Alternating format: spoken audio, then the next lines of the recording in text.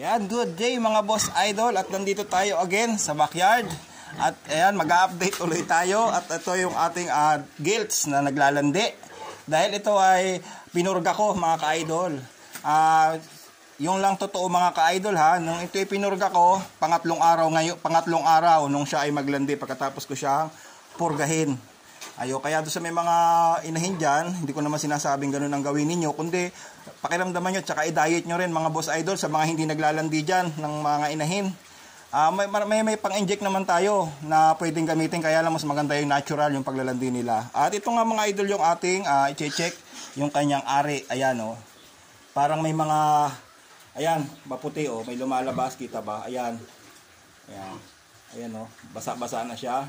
Then, napunta yung service provider namin dito kanina. Ayan, pasintabi sa kumakain ha. At bukas pa nga daw ng umaga. Kaya pagdating bukas ng mamayang hapon, liliguan ko siya o kaya may tanghali. Dahil pagkatapos niya sampahan bukas, hindi ako nagpapaligo ng gilts. Mga 3 days ako hindi nagpapaligo. Dahil yun din ay may pangapangitain din ako doon kapag nasasampahan ng bor. Dahil yun ang practice ko para hindi mag-reheat. Ayan. Kaya ito mga ito ay nasampahan na yung mga idol. At saka ano tayo sa pakain? Medyo takali natin yung pakain natin sa kanila. Dahil katulad nito, mga idol, yung isang yan, this coming December 22, mga anak yan. Yung ginagawa ko dito sa mga to, same lang din dito. Ngayon, mataas na ang average ng pakain nito. Kasi gawa ng December 22, mga anak.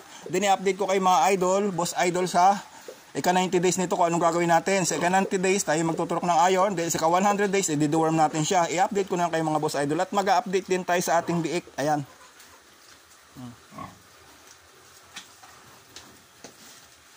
Ayan na sila mga ka-idol. Ang pull out niyan mga January pa para may pambayad tayo sa bahog. Ayun sa kabila. Ayan. Ayun mga ka-idol pala, nailipat ko na sila sa grower. Ayan. Grower stage na yan. Yung ganyang size namin dito. At napurga ko na rin yan mga ka-idol. Ibre nga, sabi ko nga lagi, kada palit ng feeds, kailangan mag-deworm. Ayan.